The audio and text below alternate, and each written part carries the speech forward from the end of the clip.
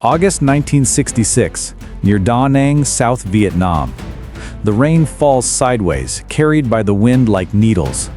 U.S. Army Private Michael Donahue of the 1st Cavalry Division wipes the mist from his rifle, his hands trembling slightly.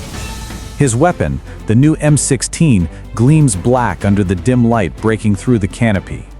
It's sleek, modern, and American, the pride of the Pentagon. The patrol moves single file through the dripping jungle. The men say little. Every sound, every rustle could mean death. Then, it happens.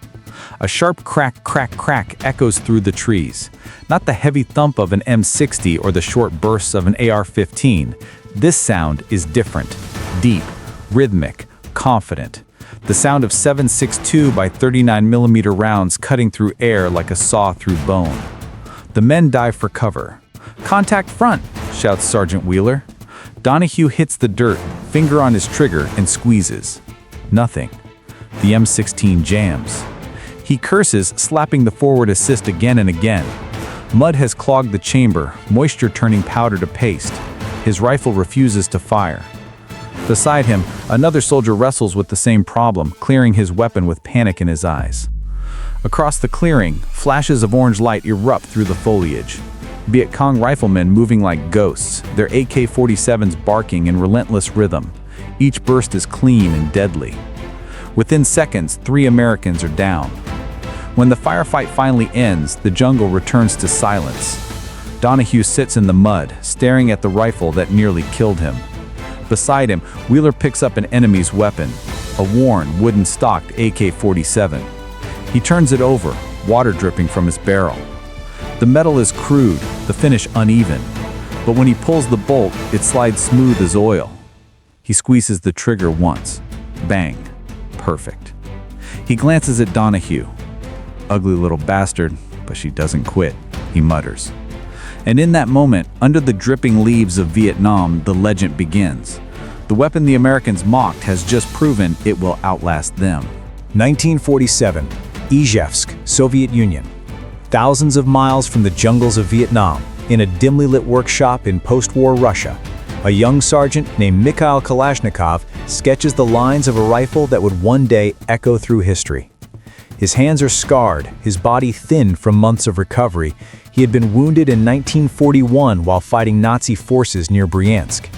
In his hospital bed, he listened to soldiers complain about their jammed rifles, their broken bolts, their dead comrades. So he made himself a promise.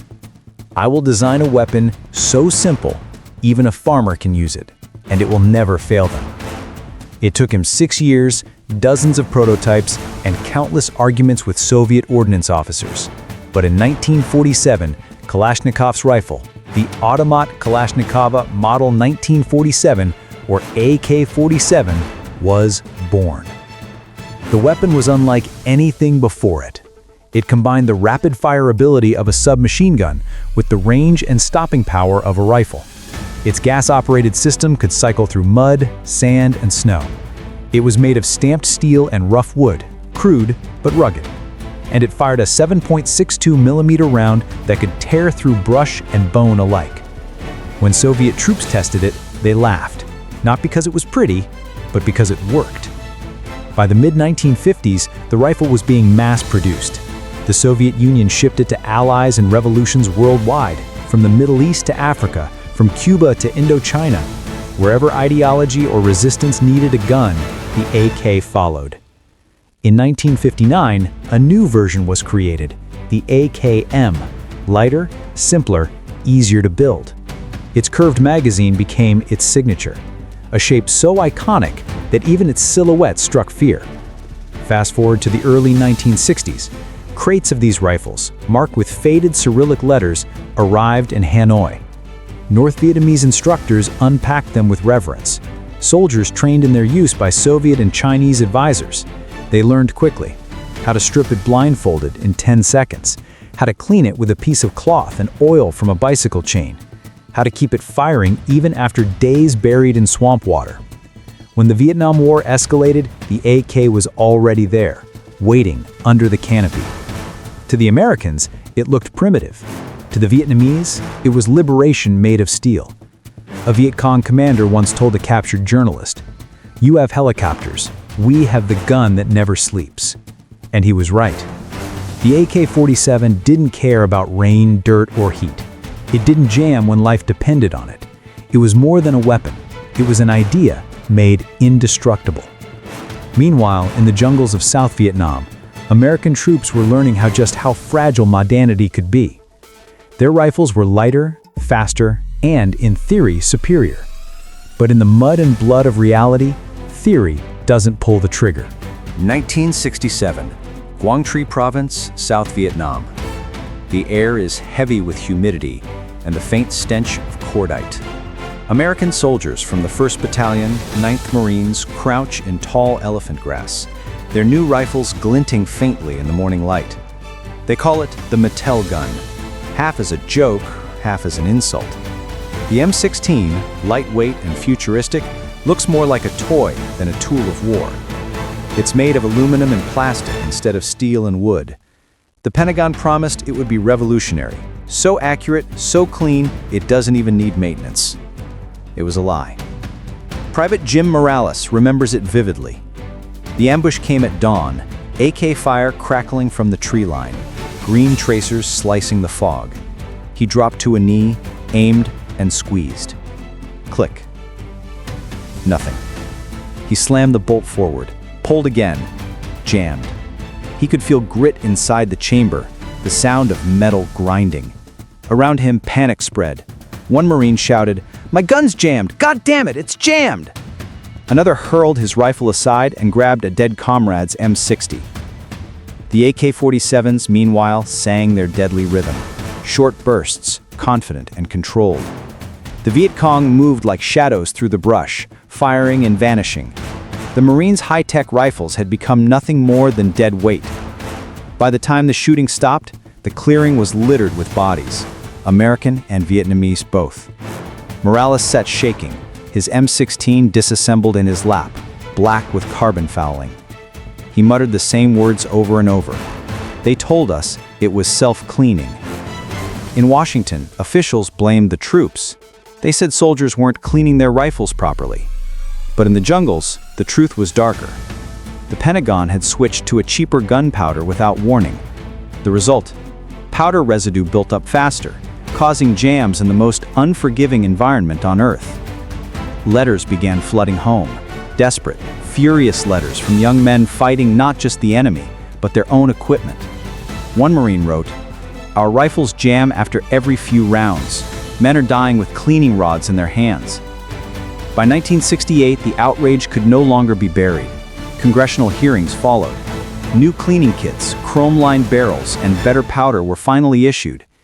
The M16 slowly began to earn reliability, but for many, the damage was done. Meanwhile, their enemy carried a weapon that seemed immune to the jungle. Captured AK-47s became prized possessions among American soldiers. Some risked court-martial just to carry one. In the mud-soaked outposts near Khe Sanh, one corporal summed it up bitterly as he held a confiscated rifle. "We spend millions to build perfection. They build one that just works." And that was the truth that haunted every U.S. unit in Vietnam. In a war where rain fell 6 months a year, the gun that could survive the storm belonged to the other side. 1968, near the Cambodian border. The jungle at dusk is alive, not just with insects and rain, but with the clatter of rifles being cleaned. In a small clearing beneath the camouflage net, Viet Cong guerrillas sit cross-legged on the damp ground. Their weapons rest across their knees, AK-47s, their wooden stocks scarred and darkened from years of use. No manuals, no armorer, just hands and habit. Each man disassembles the rifle bay instinct. The bolt slides free. The gas tube lifts away. Springs and pins line up neatly in the mud. They clean every part with strips of cloth, a bit of diesel fuel, and spit, then reassemble the rifle in seconds. When they're done, the weapons glisten faintly in the lamplight, ready for another night. To the Americans, the AK-47 is just a weapon. To the Vietnamese, it's a companion and a promise. It doesn't jam in monsoon rain. It doesn't rust after being buried in a rice paddy. A fighter can fall, pick it up again, and it will fire. In the words of one captured Viet Cong officer, "The Americans have their airplanes, we have the AK." Both can change the outcome of a battle. Every villager who joins the revolution learns to use it. Every child can recognize its curved magazine. Its sound, that deep, harsh bark, becomes part of the landscape, echoing through valleys like thunder. Photographs taken by war correspondents show teenage fighters carrying AKs taller than themselves, their faces calm, almost serene. The rifle's simplicity means anyone can wield it. Farmer, student, or soldier. It becomes the great equalizer. By 1969, even the North Vietnamese Army, the NVA, has standardized it across all units. Soviet and Chinese factories pour them out by the millions. The weapon travels not only across the borders of Vietnam, but across ideology itself. It arms Cuba, Angola, Palestine, and beyond. While the M16 represents the industrial might of the United States, the AK-47 represents something far more primal: resistance itself. A U.S. intelligence officer writes in a field report that year, "Every time we hear that sound, that unmistakable crack, crack, crack, it's not just gunfire. It's a message. They're still here." And so the AK becomes more than a tool of war. It becomes the voice of the underdog, an anthem of struggle carried by those who have nothing but willpower and a weapon that never quits. Even American GIs begin to respect it and fear it. They scavenge captured AKs from the dead, wrap them in oiled rags, and bring them home as trophies or secret mementos. Some claim they slept easier knowing one was nearby, even if it once belonged to their enemy. A Marine sergeant put it best: "When you could drop that thing in a swamp, dig it up a week later, and it's still fire. Hell, if I could, I'd trade my M16 for one right now." The AK-47 had crossed from the hands of its makers into the mythology of war, a gun no longer defined by the side that used it, but by the truth it proved every time it fired. In Vietnam, reliability was life, and the AK never failed to live. 1970, the Central Highlands, Vietnam. Night falls fast in the jungle. One moment, pale light filters through the leaves, and the next, the world is black and breathing. The air is thick, heavy with the scent of mud and gun oil. U.S. troops of the 173rd Airborne Brigade huddle around their foxholes, listening. Then they hear it. 3 sharp bursts in the distance. Crack, crack, crack. Not random, not panicked. Controlled. Confident. The sound of AK-47s. Private Ray Carter freezes. He's heard that sound before. Deep, throaty, mechanical. The kind that rolls through the trees and seems to come from everywhere at once. It's the sound of the enemy moving, unseen, unhurried. "Get ready," his sergeant whispers. Moments later, chaos erupts. Green tracer rounds streak through the night like angry fireflies. The jungle explodes in gunfire, an orchestra of muzzle flashes. Carter squeezes the trigger of his M16, praying it doesn't jam. It coughs once, then stops. Mud has found its way in again. He slams the bolt forward, swearing, as another volley of AK fire rips through the darkness. The rounds hiss overhead, tearing leaves and splinters from the trees. Somewhere to his left, a man screams for a medic. The attack lasts less than 10 minutes. When it's over, the only sounds left are rain on the leaves and the distant rumble of retreating footsteps. The AKs fall silent, swallowed back into the jungle. Carter sits shaking, wiping sweat and grime from his face. He reaches for the weapon of a dead North Vietnamese soldier beside him, a battered AK-47. Its wooden stock chipped, its metal pitted by rust. He pulls the bolt back, smooth, still clean. He raises it experimentally, fires once into the trees. The rifle bucks in his hands and spits flame. It works. Effortlessly. He exhales, stunned. "Jesus," he mutters. "They never jam." The weapon's reliability becomes a legend whispered among the troops, part awe, part superstition.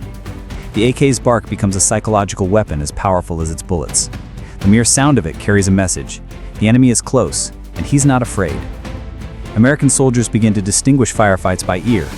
The M16's high-pitched crack is human, fallible. The AK's sound is something else. Deep, relentless, inhuman in its steadiness. An embedded war correspondent later wrote in his notes, "To hear an AK-47 in the dark was to know 2 things. You are outnumbered, and you were in trouble.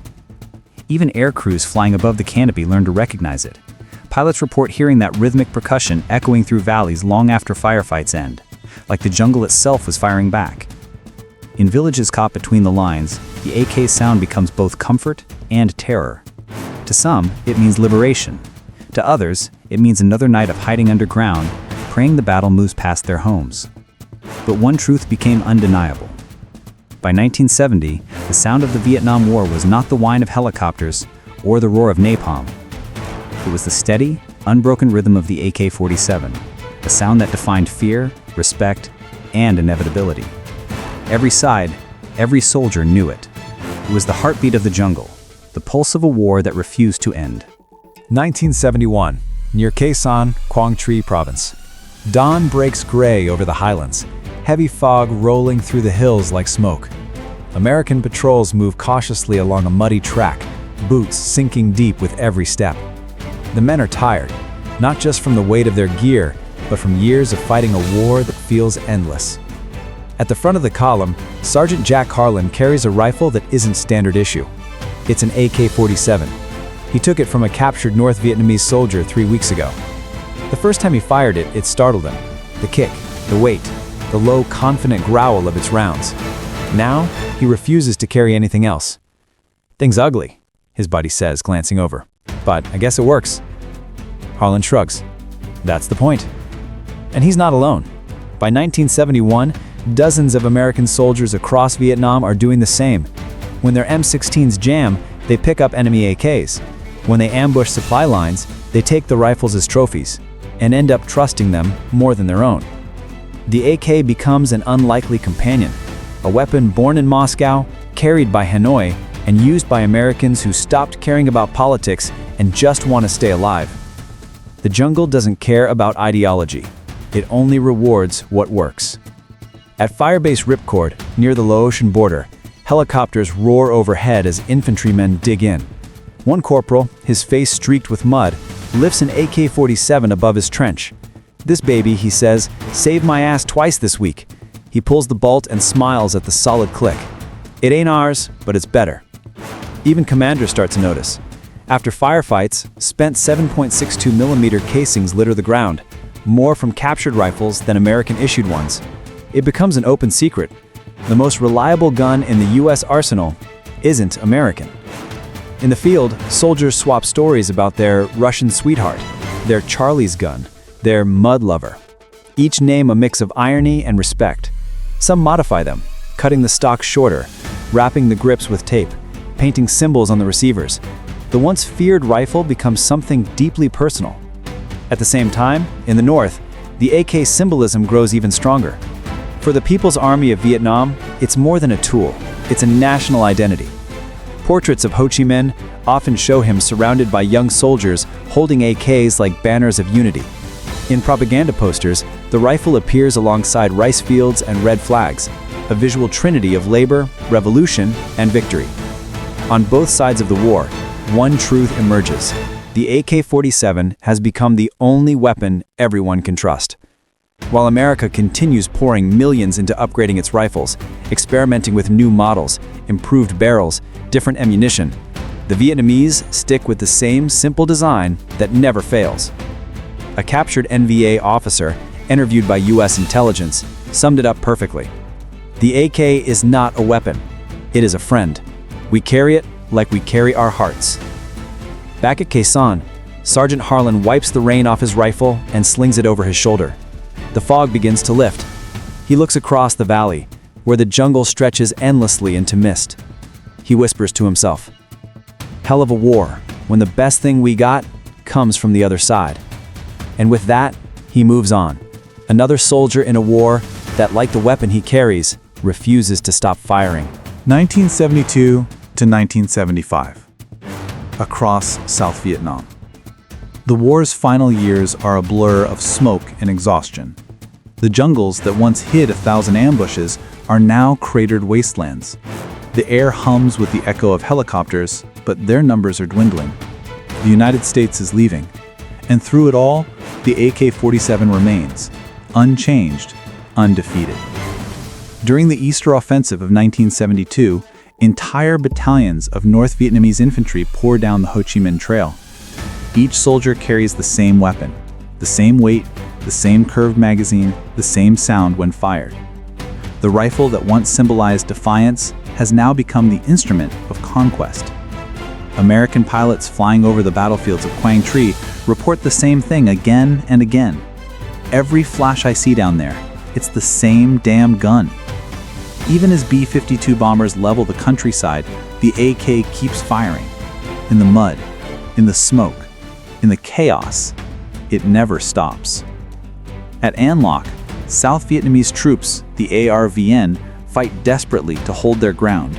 Many of them, trained and supplied by the Americans, begin swapping their M16s for captured AKs. They've seen what happens when the sleek rifles fail in the heat of battle. To them, it's not about loyalty or pride. It's about survival. By now, the AK-47 has become so widespread that even U.S. Special Forces units use it during covert operations, disguising themselves as enemy patrols. The sound of the weapon, once used to identify friend from foe, has become universal. It is no longer their gun or ours. It is simply the gun that works. Meanwhile, in Saigon, reporters photograph NVA troops posing with their rifles, their faces lit by victory and exhaustion. The weapon looks the same as it did 20 years ago. Wood, steel, and reliability forged into one. In April 1975, as tanks crash through the gates of the presidential palace, the world sees a final image that will outlive the war itself. A North Vietnamese soldier standing atop a T-54 tank, one hand gripping the barrel of his AK-47, the other holding the red and gold flag of Vietnam. Smoke drifts behind him. The city burns. It is not just a symbol of victory.